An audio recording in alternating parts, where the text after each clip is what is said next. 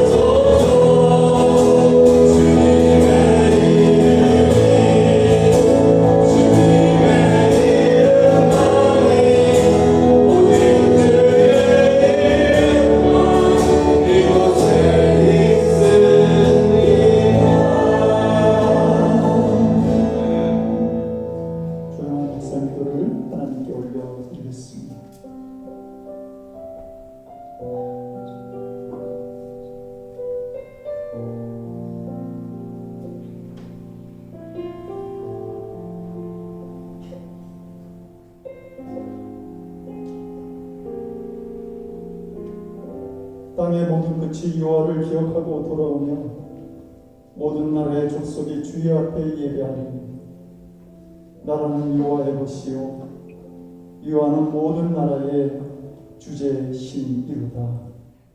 아멘. 사도신경으로 신앙 고백합니다. 전능하사 천지를 만드신 하나님 아버지를 내가 믿사오며 그의 아들 중 예수 그리스도를 믿사오니 이는 성령과 사 동정마음과 내리시고 본디오 빌라도에게 돈을 받으사 십자가를 못 박혀 죽으시고 장사한 지 사흘 만에 죽은 자 가운데서 다시 살아나시며 하늘에서 전능하신 하나님의 구원자 되시다가 주로서 산자와 죽은 자를 심판하러 오시리라. 성령을 믿사오며 거룩한 공예와 성도가 서로 교통하는 것과 죄를 사하여 주시는 것과 몸이 달사하는 것과 영원히 사는 것을 믿사옵나이다. 아멘. 그 자리에 앉아주시기 바랍니다.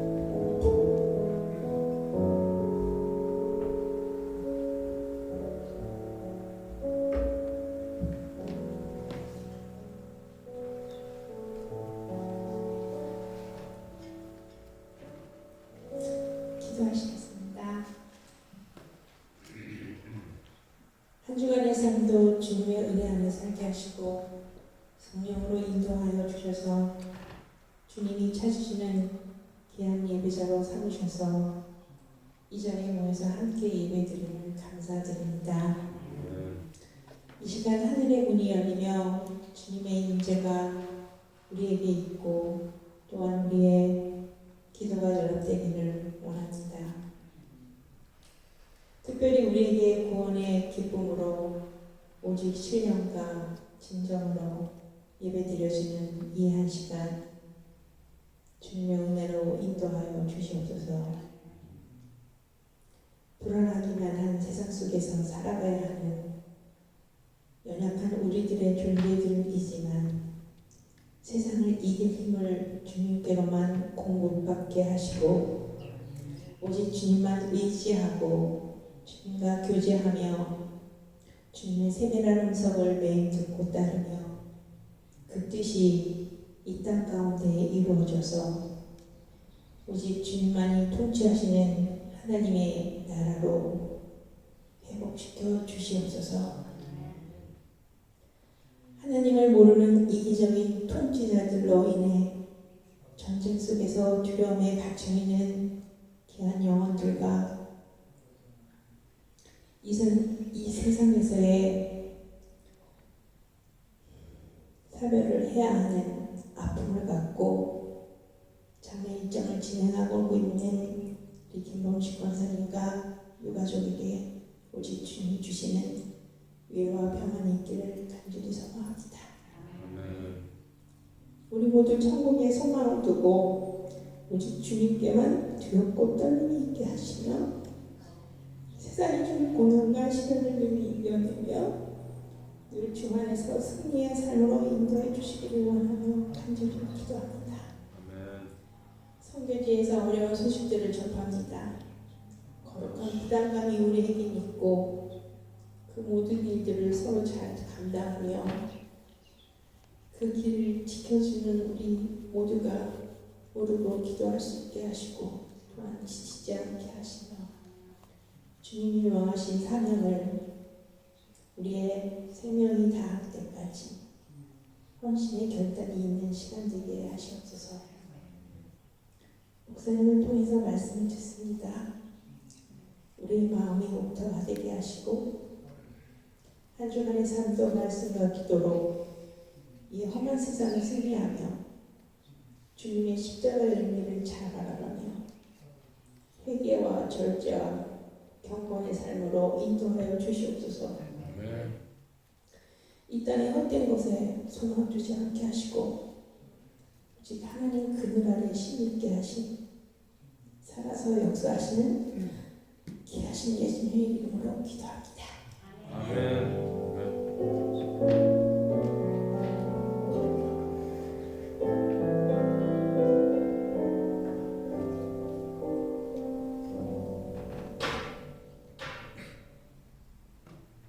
오늘 주시는 하나님 말씀을 같이 보겠습니다. 사무엘상 10장 17절에서 23절까지 말씀입니다.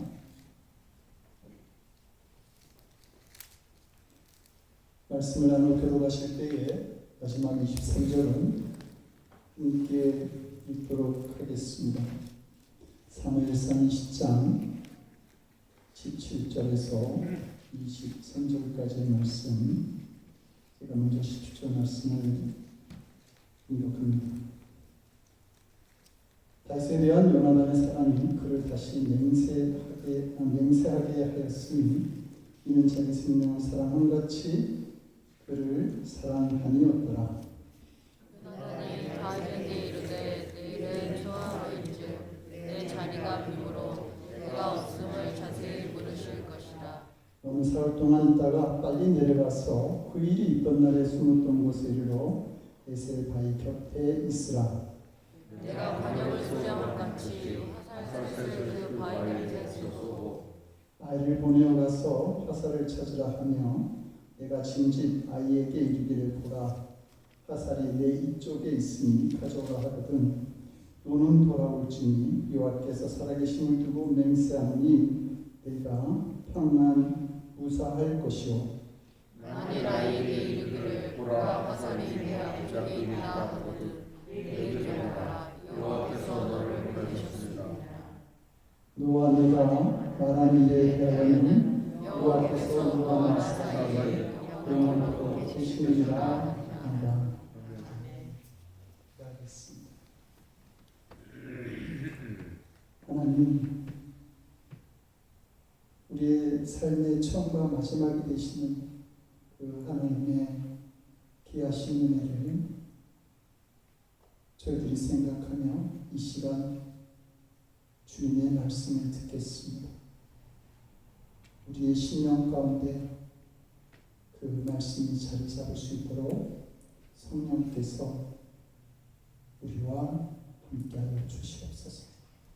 감사드렸고 예수님 이름으로 기도드립니다. 아멘. 레바논의 시인이자 철학자인 칼린 지브란은 자신이 쓴 사랑을 지켜가는 아름다운 간격이라고 하는 그 시에서 첫 구절을 이렇게 시작합니다. 함께 이때 거리를 두라. 그래서 하늘바람이 너희 사이에 춤추게 하라. 서로 사랑하라. 그러나 사랑으로 구속하지는 말라. 그보다 너희 혼과 혼 두 사이에 그 혼과 혼의 두 언덕 사이에 출렁이는 바다를 두라. 지금 두 사람이 너무 좋아해서 언제나 함께 하고 싶은 마음으로 결혼을 하고 부부 관계를 맺고자 하는 것이죠. 근데 두 사람 사이만 너무 딱 붙어 있지 말라고 하는 겁니다. 두 사람 사이에 하늘바람이 춤출 공간이 있어야 되고 바다가 출렁일 자리가 필요하다. 그 얘기를 하고 있는 것이죠.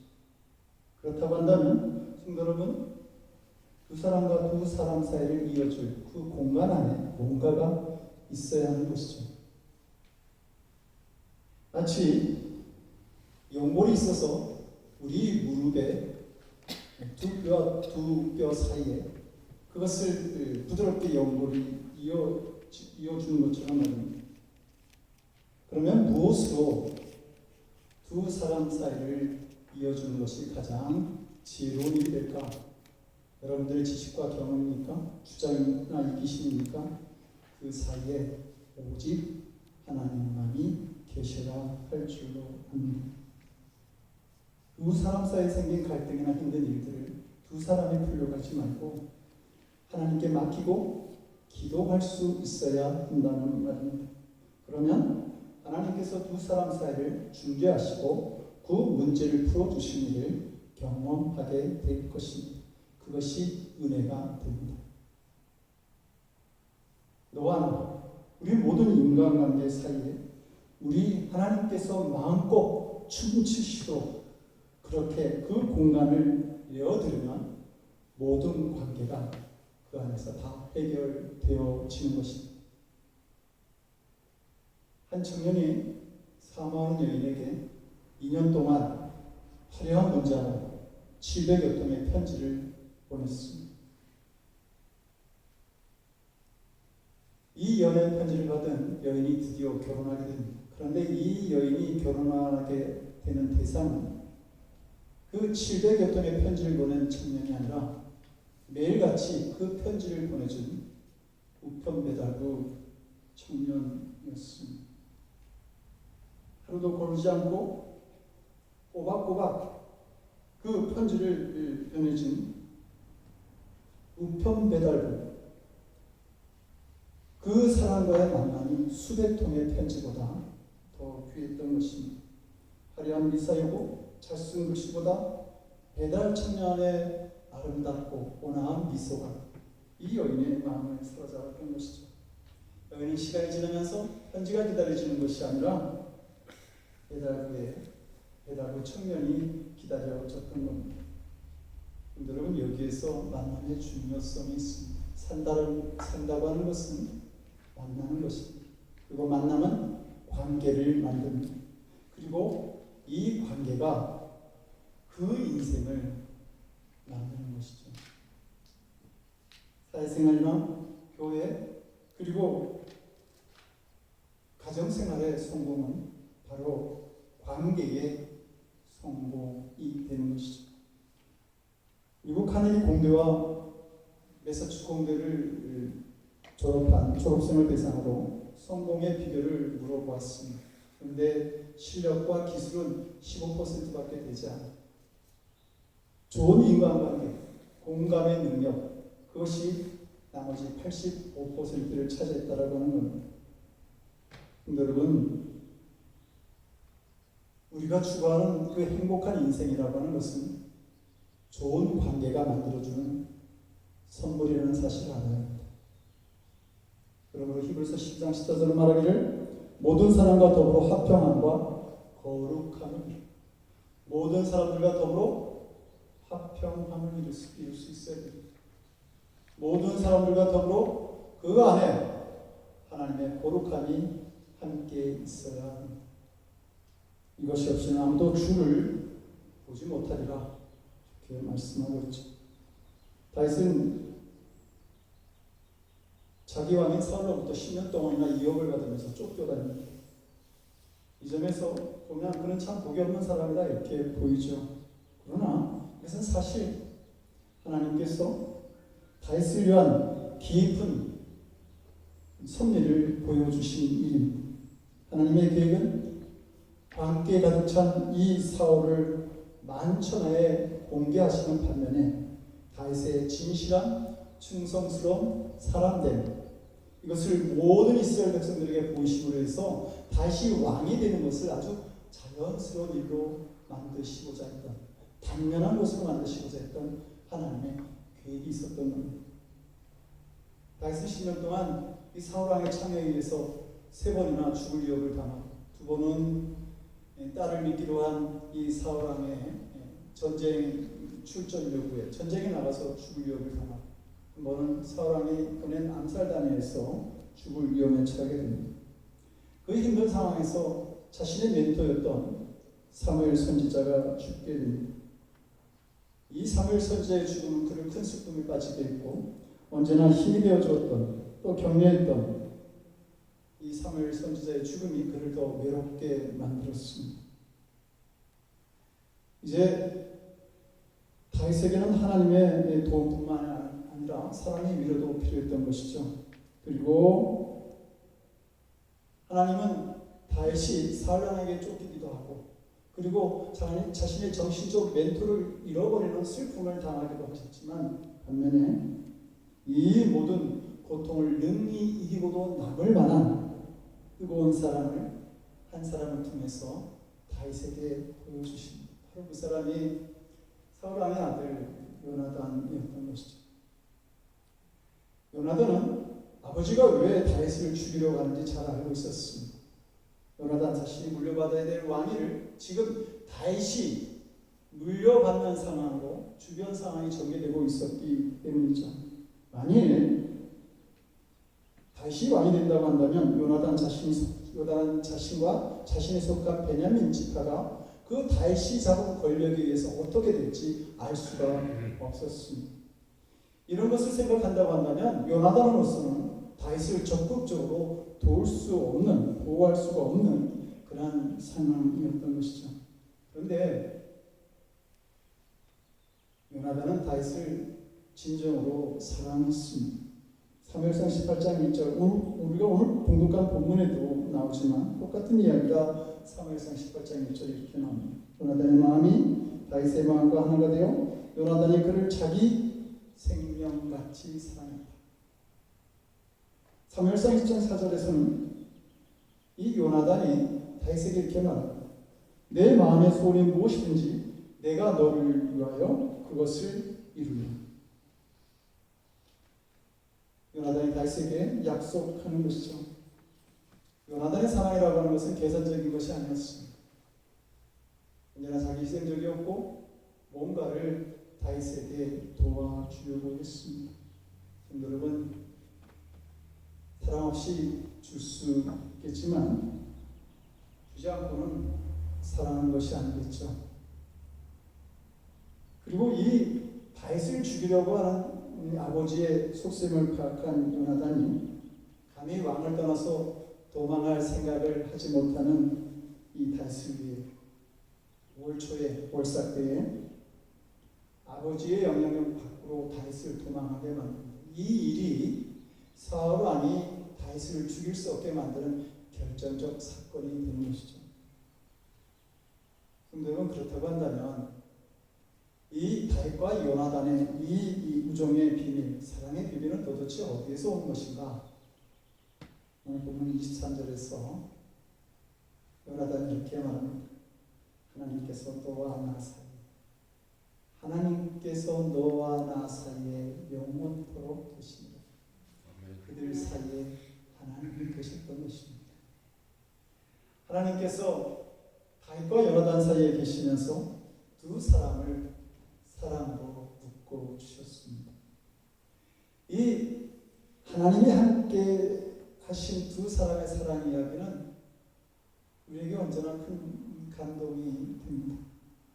그리고 이것은 구원받은 성도가 누릴 수 있는 놀라운 은혜의 비밀이라고 하는 사실을 우리도 알게 되는 것이죠. 하나님께서는 다윗과 요나단 사이에 계심으로 인해서 사람의 힘으로는 해결할 수 없는 문제들을 해결해 주시는데 실제로 다윗은 사울 왕의 위협에서 벗어날 수 있게 됩니다. 사울 왕이 위협을 받고 있는 다윗을 가지고 누가 도울 수 있을까? 왕이 죽이려고 하는데 감히 나서서 도울 만한 사람은 없었을 겁니다. 왕자니까 요나단이 도울 수 있었던 것이죠. 아마 다른 사람이 도왔다고 한다면 이 광기에 미쳐버린 사울 왕에 의해서 벌써 죽었을 것입니다. 두 번째로 이 요나단의 곤란한 입장도 하나님께서 해결해 주십니다. 아버지와 친구 사이에 있는 이 요나단의 입장은 참으로 복잡했습니다. 왕권이라고 하는 문제 안에 세 사람이 함께 얽혀 있었기 때문이죠. 인간의 힘으로는 참 극복하기 힘든 문제였습니다. 만일 다윗에게 요나단의 사랑이 없었다고 한다면 다윗은 절망에 빠져서 낙심할 수도 있었을 것입니다. 그리고 왕이고 뭐고 다 귀찮은데 그냥 고향으로 내려가서 나 목동해야지. 이거는 하나님께 주신 비전을 포기할 수도 있었겠죠. 또 어떤 면에서는 그래 이판사판이야. 누가 좀 한번 해보자. 그러면서 사람과 싸울 수도 있었을 것입니다. 그러나 하나님만을 바라보았던 이 요나단의 사랑으로 인해서 다윗은 마음을 다스리면서 고난을 이길 수 있었고, 요나단은 친구와의 우정을 지키고 아버지가 친구와 싸우는 것을 보지 않아도 되는 그런 결과를 가져오게 됩니다. 요나단의 곤란한 문제가 요나단과 다윗 사이에 계셨던 하나님께서 그 문제를 해결해 주신 것입니다.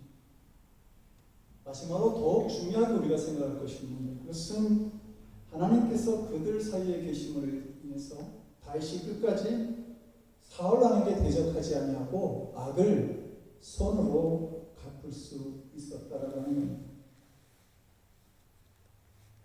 사울 왕이 다윗 자신을 죽이려고 하는 순간 또는 때로는 다윗이 사울 왕을 죽일 수 있는 기회도 있었잖아요. 그런 순간에 다윗이 이 사울이라고 하는 사람이 하나님의 기름 부음 받은 사람이다라고 생각할 수도 있겠지만 한편으로는 내 친구의 아버지다라고 하는 그런 생각도 하였을 것입니다. 사울 왕은 요나단의 아버지였던 것이죠. 이것은 아주 중요한 문제였습니다.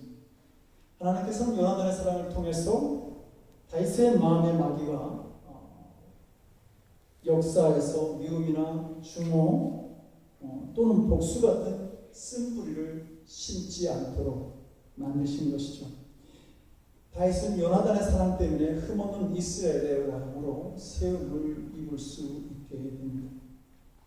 여러분, 우리가 충만한 성도는 이렇게 원수가 될 수 있는 상황도 친구의 관계로 만들어 나가게 됩니다. 다윗과 요나단은 왕권을 얻고 서로 다투거나 싸울 수 있는 그런 불편한 관계를 가질 수 있는 사이였습니다. 그러나 그들은 둘도 없는 친구의 관계를 가지게 되죠. 그러나 만약에 하나님의 은혜가 없다고 한다면 그런 그 관계는 은혜도 원수로 번질되어질 수 있다라고 합니다. 우리가 다윗과 사울 왕의 관계를 보면 처음에 두 사람의 관계는 아주 좋은 관계로 시작되어지죠. 사울 왕이 정신적으로 굉장히 힘들어할 때에 다윗이 그의 음악을 통해서 사울 왕의 그 정신적 질병을 치료시켜줍니다. 그리고 전쟁에 나가서 다시 승리함으로 인해서 그 사울 왕의 왕권을 강화시켜주기도 합니다. 거기에 대해서 사울 왕은 다윗을 장수로 세우기도 하고 자기의 딸을 미갈을 주기도 하죠. 그러나 결과적으로 보게 되면 곧 죽이지 않으면 못 사는 그런 관계로까지 그들이 바뀌어지는 것을 알 수 있습니다. 이 모든 일을 마귀가 그 사이에서 역사하고 있기 때문이죠. 창세기를 보게 되면 하나님께서 하와를 불러오게 되자 아담이 너무 좋아가지고 뭐라고 외칩니까? 이는 내 뼈 중에 뼈요 살 중에 살이라. 이것을 남자에게 취하였은즉 여자라 칭하리라. 너무도 그 기뻐하면서 내 뼈 중에 뼈, 내 살 중에 살, 그런 사랑의 고백. 뭐 이게 현대적으로 얘기하면 그런 표현 아니겠습니까? 내 안에 너 있다. 뭐 이런 표현을 지금 아담이 하는 것이죠. 하나님께서 그들 사이에 계셨을 때 이런 아름다운 고백이 가능했습니다. 그런데 그들이 마귀의 꼬임에 빠져서 선악과를 먹고 난 다음에 아담은 뭐라고 말합니까? 하나님이 주셔서. 누가 주셨다고요? 하나님이 주셔서. 선악과를 먹게 된 그 결과, 죄를 범하게 된 결과에 대해서 핑계를 대는데 하나님까지 올라가는 겁니다. 하나님이 주셔서. 나와 함께 하신 여자 누구요? 하와. 그가 그 나무 실과를 내게 주므로 내가 먹었나이다. 아담은 자기가 지은 죄에 대해서 하나님 탓도 하와 탓도 하면서 어떻게 하든지 책임을 모면하려고 하는 그런 핑계를 대고 있는 것이죠. 마귀는 이렇게 시기하게 만들고 욕심내게 하고 정죄하게 함으로 해서 서로를 망하게 하는 결과를 만드는 것이죠. 그러나 십자가 속에 나타난 하나님의 사랑 속에는 어떤 감정의 문제, 또 쓴뿌리, 욕심, 시험 같은 문제를 다 해결할 수 있게 되는 것입니다. 본 리즈가 쓴 중국의 예수가정이라고 하는 책을 보면 1920년도에 산동성 근처에 칭티엔이라고 하는 청년이 살고 있었습니다. 그는 개화된 청년이었고 그래서 구식 아내를 보냅니다. 그리고 상해로 나와서 학교에 입학을 하고 공부를 하게 되는데 그 학교가 바로 선교사가 세운 기독교 학교였습니다. 그는 그 학교에서 뛰어난 학생이었고 예수님을 믿고 세례를 받게 됩니다. 그런데 그가 세례를 받게 되니까 독생자를 허락하신 하나님의 사랑, 그리고 자신의 부족함에도 불구하고 베푸신 구원의 은혜를 이 칭티엔이 발견하게 돼요. 그리고 그 속에서 그는 자기 자신과 자기 아내를 새롭게 보게 됩니다. 그는 유신길이라고 하는 먼 길을 걸어서 이제 자기가 버린 아내를 데려오게 되죠. 그런데 그 당시 중국의 여인들은 존족을 하고 있어서 발이 굉장히 작고 그 작은 발로 이 자기 아내가 그 60리길을 걸어올 수가 없었던 거예요. 너무 힘들어하니까 이 칭티엔이 그 자기 아내를 업어서 길을 갑니다. 당시 중국으로서는 상상할 수 없는 일을 이 칭티엔이 한 것이죠. 60리길을 아내를 업고 집으로 들어오는 순간 그들에게 성령이 임하게 됩니다. 이것이 예수 믿는 사람들의 가장 큰 복입니다. 인간관계가 달라지는 것이죠. 주님께서 그들 사이에 역사하신 것입니다. 독일의 신학자 보네펑은 자신이 쓴 성도의 신앙생활이라고 하는 책에서 이렇게 말합니다. 그리스도인의 사귐은 예수 그리스도를 사이에 두고 사귀는 것이요, 예수 그리스도 안에서 사귀는 것을 말합니다. 참다운 교제는 결국 내 힘으로 되는 것이 아니라 예수 그리스도의 힘으로 되는 것입니다. 그러므로 예수 그리스도를 통한 교제만이 성도 간의 교제를 거룩한 교제로 승화시킬 수 있습니다. 우리들의 관계가, 여러분들이 만들어가는 관계가 예수 그리스도께서 중심이 되셔서 맺어지는 관계가 되기를 원합니다. 여러분, 다윗과 요나단을 중재하신 하나님께서 다윗에게만 유익을 주셨는지 사실은 요나단이 더 큰 복을 받게 됩니다. 요나단은 다윗이 왕이 될 것을 알고 인정하죠. 그래서 사무엘상 23절에서 너는 이스라엘의 왕이 되고 나는 내 당이 될 것이다. 말하자면 자기 아버지 뒤를 이어서 다윗이 왕이 될 것을 알고 인정했습니다. 그리고 사무엘상 20장 42절에서 그럼 이렇게 말합니다. 여호와께서 영원히 너와 나 사이에 계시고 내 자손과 내 자손 사이에 계시라. 무슨 말을 하는 겁니까? 자기의 자녀들을, 후손들을 지금 다윗에게 부탁하는 겁니다. 그 결과 열왕기하 9장을 보게 되면 그 사울한 그 요나단의 아들 무비보셋, 장의 아인 무비보셋이 있었는데 그 무비보셋이 다윗으로부터 왕족의 대우를 받죠. 당시 사회적 관습으로 보면 이 왕과 대항했던 사람들의 그 가족을 삼족이 멸하는 것은 아주 자연스러운 일이었습니다.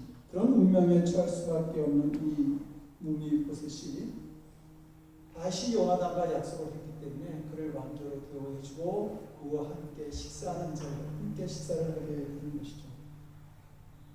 더 나아가서 이 요나단의 사랑으로 말미암아 다윗을 힘들게 했던 그 시므이를 비롯한 그 사흘 왕의 베냐민 지파, 그 지파의 사람들이 자신들의 땅을 그대로 물려받게 됩니다. 요나단의 사랑이 다윗이 자신의 지파에게 복수하는 것을 막았다라고 하는 겁니다. 하나님께서 요나단의 사랑, 그 요나단의 믿음에 귀한 것으로 갚아주신 것입니다. 요나단은 참으로 지혜 있게 행동하는 자였습니다. 그런데 이 지혜가 어디서 오냐? 하나님과의 관계 속에서, 하나님께로 받은 은혜 속에서 나오는 지혜였다라고 하는 겁니다. 그리고 이 요나단의 지혜는 이스라엘의 역사를 바꾸고 그리고 그 복음에 더 큰 역사를 만들어냅니다. 다윗은 유다 지파죠. 그리고 요나단은 베냐민 지파입니다. 이 두 지파의 역사적인 관계를 성경을 보게 되면 창세기에 요셉이 애굽의 국무총리를 할 때부터 시작되었습니다.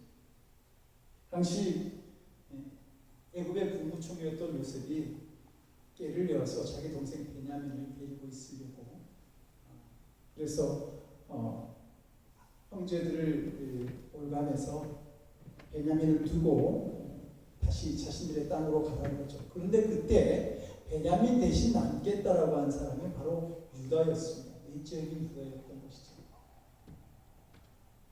이 관계가 이제 유다 지파였던 다윗이 왕이 되었을 때 전멸될 위기에 몰린 베냐민 지파를 다윗은 요나단과의 언약으로 인해서 그들의 땅을 회복시켰습니다. 그리고 이제 다윗과 솔로몬, 그리고 솔로몬의 아들 르호보암으로 역사가 이루어질 때 이 르호보암이 이스라엘 통치를 잘못하게 되죠. 그러면서 이스라엘이 남북으로 분열되어질 때에 북쪽으로 10지파가 다 가는데 남쪽에 남아있는 이 유다 지파, 남유다 지파의 끝까지 남아서 운명을 같이 한 지파가 있었는데 바로 베냐민 지파예요. 그리고 천년이 지난 후에 예수 그리스도께서 유다 지파에서 탄생하셨는데 예수님이 남기신 복음을 이 세상 곳곳에 전한 사람이 바로 베냐민 지파인 바울입니다. 그 예수 그리스도를 향한 이 바울의 열심이 복음을 세계 곳곳에 전할 수 있게 되었던 것이죠. 그래서 그는 이렇게 말하는 겁니다. 내게 사는 이가 그리스도니 죽는 것도 유익하다. 예수 그리스도라는 지식이 가장 고상함을 인함이라. 그러므로 이전에 좋다 하던 모든 것들을 나는 배설물처럼 버렸다. 여러분, 이런 믿음의 고백, 그리스도를 위해서 살고 그리스도를 위해서 자신의 생명을 주의 제단에 바친 이 믿음의 고백이라고 하는 것은 어떤 갈등, 어떤 문제를 전혀 발견할 수 없는 전적인 헌신으로서만이 가능한 고백이라고 하는 겁니다. 만약 요나단이 고집을 피우고 다윗과 경쟁을 벌였다고 한다면 이 두 지파의 후세 역사는 갈등과 비극으로 이어졌을 것입니다. 그러나 요나단의 지혜로움으로 말미암아서 그 천년이 지난 이후에도 복음의 역사가 크게 꽃피우는 그런 일들을 만들어낼 수 있었던 것이죠. 예수님께서 종종 귀 있는 자는 들을지어다 이런 말씀을 하십니다. 왜냐하면 귀는 있는데 들지 못하는 사람들이 있기 때문이죠. 정말 하나님의 말씀이나 십자가의 복음을 전하다 보면 너무도 귀한데 꼭 들려주고 싶은데 듣지 못하는 사람들이 있음을 우리가 알게 됩니다. 그런데 우리의 눈도 마찬가지입니다. 신앙생활을 하면서도 눈이 열린 자가 있고 그리고 눈뜬 소경인 사람들이 있습니다. 사울왕처럼 자기 아들에게 왕권을 물려주겠다고 하는 그 하나만으로 아무것도 보지 못하는 사람들이 있습니다.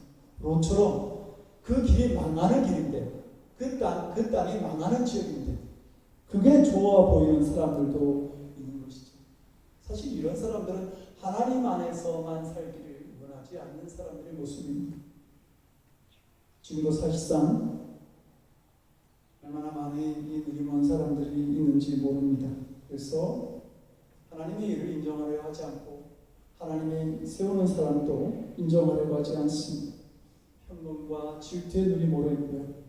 그래서 자신의 배우자나 자식들, 부모도 형제도 못 보고 사는 그런 눈먼 사람들이 많이 있는 것을 봅니다. 여러분, 매일 고급 옷을 입고 파티를 벌였던 부자는 지옥에 가서야 나사로가 보여줬습니다. 자기 집 문 앞에 있었는데도 그 나사로를 보지 못했던 것이죠. 그리고 그때는 이미 늦었습니다. 생전에 거지 나사로를 보지 못하고 찾아가지도 못했던 그 부자에게는 물 한 방울도 나사로가 전해줄 수 없었던 것이죠. 요나단은 눈이 열린 사람이었습니다. 그는 하나님을 통해서 다윗을 보았던 것이죠. 하나님이 다윗을 세우신 것을 보았고 이 믿음으로 인해서 그는 욕망에 눈이 멀지 않았습니다. 성도 여러분들이 요나단이라면 어떻게 하겠습니까?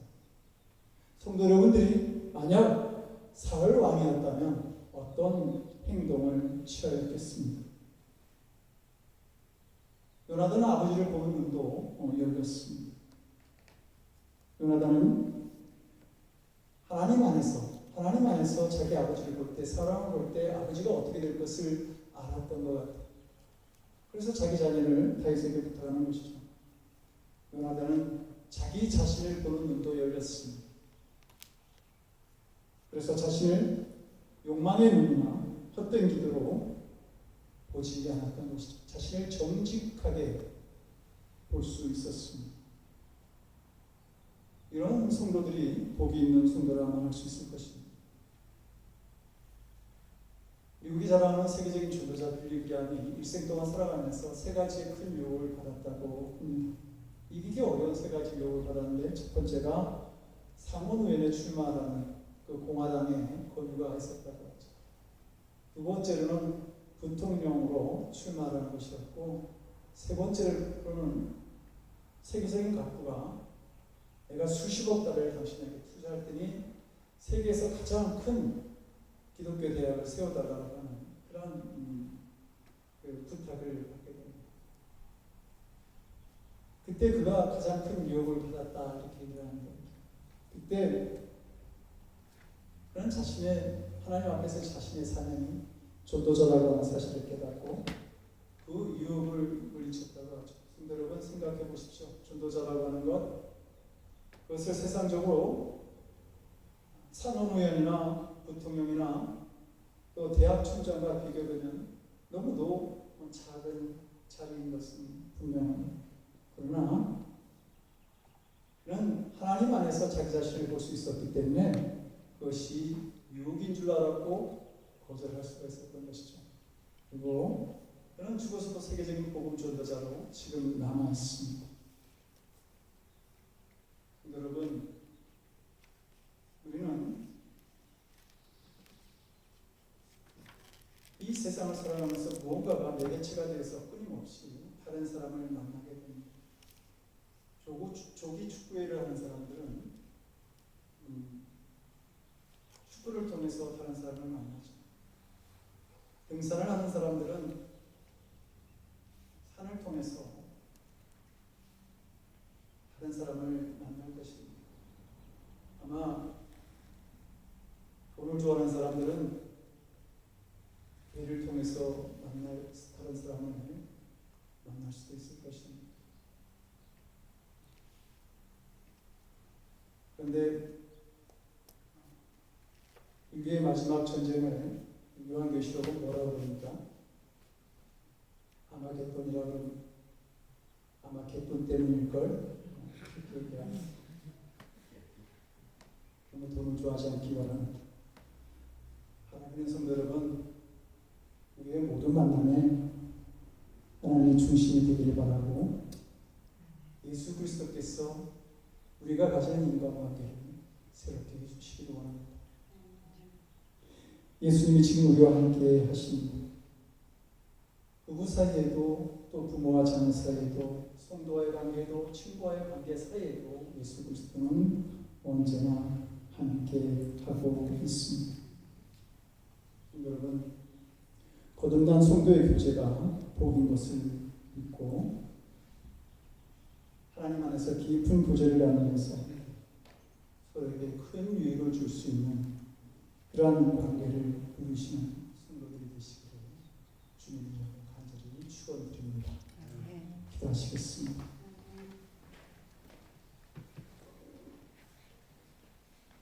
높고 높은 하늘의 보좌를 보이시고 이 땅에 오신 주님, 그 주님, 이 땅에 오신 주님의 은총과 사랑이 우리들이 맺는 관계 사이에 언제나 함께 하시기를 원합니다.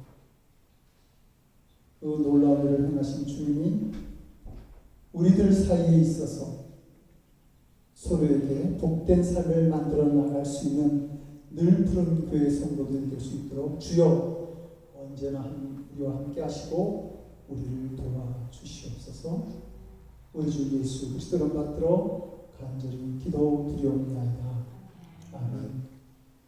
220장 찬송하시고요. 3절을 일어나서 찬양하겠습니다.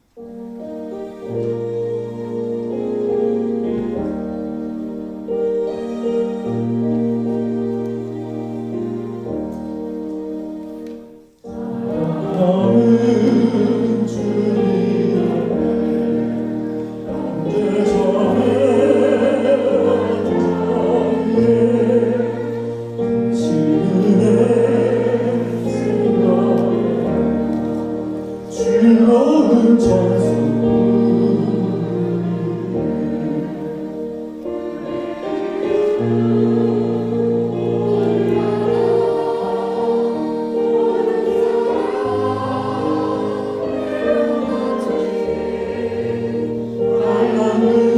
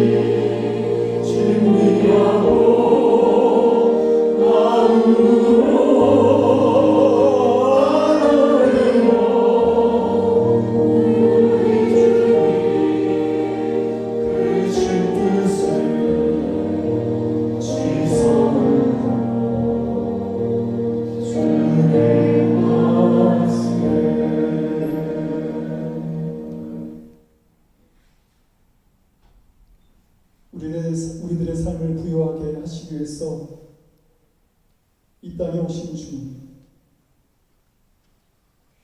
우리가 살아가는 삶이 외롭지 않기를 원합니다. 주님과 동행하기 원합니다. 나의 동행 속에 사랑하는 사람들이 또한 함께 있기를 원합니다. 주님께서 맺어주시는 관계가 우리가 맺는 모든 관계가 되기를 원합니다. 우리의 삶 속에 그 귀한 일을 행하시고 우리의 삶을 부여하게 하시는 하나님께 아버지, 이제 물질 드립니다. 하나님께 드리는 것 우리가 받은 것에 비하면 적지만 이 속에 우리의 마음을 드립니다. 두 랩돈을 드린 과부와 같은 믿음으로 드립니다. 하나님, 기쁘게 받아 주시옵소서. 그리고 그 물질에 역사하여 주시옵소서. 하나님, 그래야 사랑하는 성도들이 주님의 은혜 가운데 살게 하시고 주님의 은혜로 풍요로워지게 하시고 기뻐하게 하시고 부유한 삶을 살아가기에 부족함이 없도록 저들의 건강과 물질과 가족과 일터에 그 무엇 더 구하는 것들마다 역사하시는 하나님의 은혜 가운데 있게 도와주시옵소서. 사용되어지는 자리에도 하나님 함께 하셔서 주님의 귀한 종 30배, 60배, 100배의 결실을 맺는 은혜 가운데 있게 하여 주시옵소서. 감사드렸고 예수님 이름으로 기도드립니다. 아멘. 자리 앉아 주시기 바랍니다. 그 소식 알려드리겠습니다. 김범주 권사님 보름상관으로 두 번의 장례를 지금 치르고 계십니다. 그 장례를 치르고 있는 중에 그렇게 상황이 한국 상황이 이렇게 여의치만은 않은 것 같아요. 그 어머니가 돌아가셨을 때도 양평에서 장지를 마련했지만 화장하시는 분은 강릉까지 가셔야 했거든요. 지금 돌아가시는 분들이 많아서 그런 것들, 그 여건들이 좋지 않은 상황인 걸로 알고 있습니다. 장례는 지금 진행 중에 있고요. 아마 저와의 그 이야기를 미뤄보면 시간적으로는 마쳐야 되는 지금 시간인데 그 다른 여러 가지 상황이 어떤지 모르겠습니다. 위에서 계속 기도해 주시고요. 그리고 그 유족들을 위해서도 기도해 주시기 바랍니다. 그 명이 힘들었을 때에 산소호흡기를 떼는 문제도 그 자녀들이 죽음을 받아들일 준비가 되지 못해서 힘들어했고 더 지켜봤던 시간이 있었는데요. 그 자녀들을 위해서 또 누님을 위해서 여러분들 기도해 주시고 김범식 권사님이 그 자리에 계시는데 믿는 분이 김범식 권사님밖에 없어서 그 자리를 마무리를 잘 하고 들어오셔야 되는 어떤 사명감 같은 그런 느낌으로 말씀을 주셨어요. 그 권사님께서 많은 분들이 그 자리에서 너무 힘드시겠죠. 어머니 또 오대영 오히려 전 어떤 주무서도 힘들어하실 텐데 김범식 권사님께서 그 사이에 믿음의 중심이 되셔서 이 일들을 잘 정리하고 미국으로 오시기를 원하고 계십니다.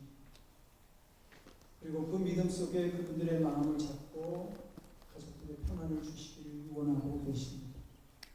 권사님의 믿음을 위해서 여러분 기도해 주시기 바랍니다. 교회 홈페이지가 지금 마무리 단계에 있습니다. 리더그룹하고의 어떤 마지막 조율이 끝나면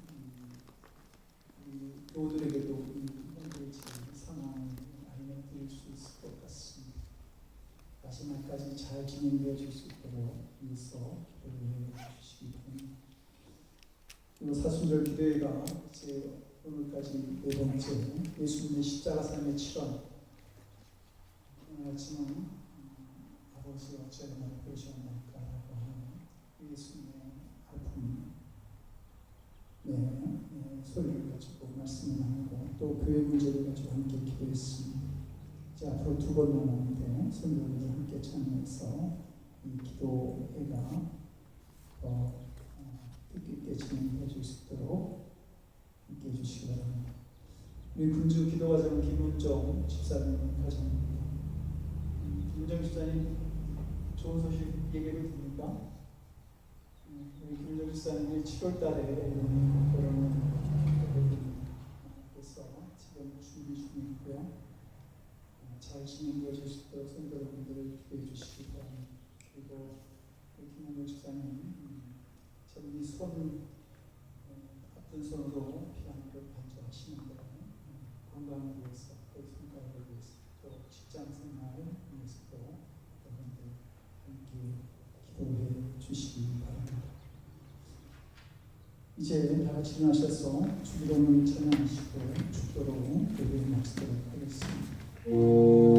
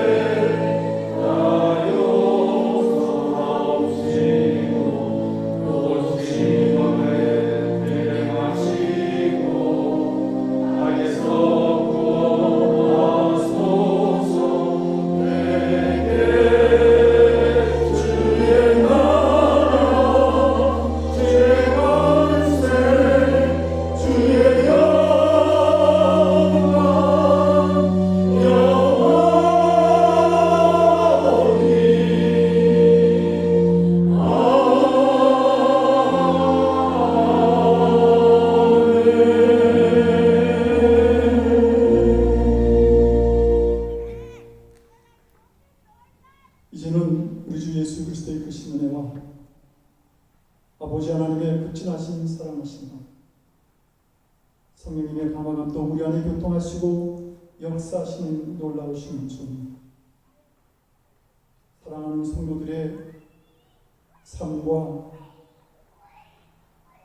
저들의 가정과 저들의 일터와 기도입니다. 그리고 지금 사랑하는 명을 잃고 또 어머니를 잃고 힘들어하며 그 모든 장례식과 가정을 함께하고 있는 김범식 권사님 그리고 우리가 기도를 함께 나누는 선교지 위 지금으로부터 영원토록 함께하옵시기를 간절히 축원드리옵나이다.